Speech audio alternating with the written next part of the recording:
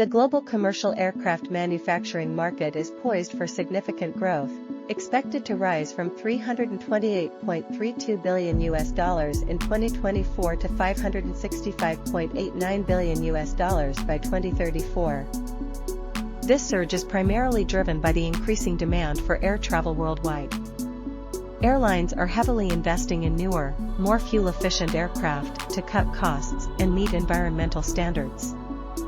Innovations in avionics, aerodynamics, and materials are enhancing aircraft efficiency, making modern models more appealing to airlines.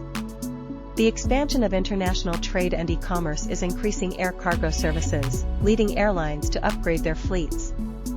In the U.S. market, valued at $140.5 billion in 2024, strong domestic transport demand boosts growth as airlines modernize their fleets.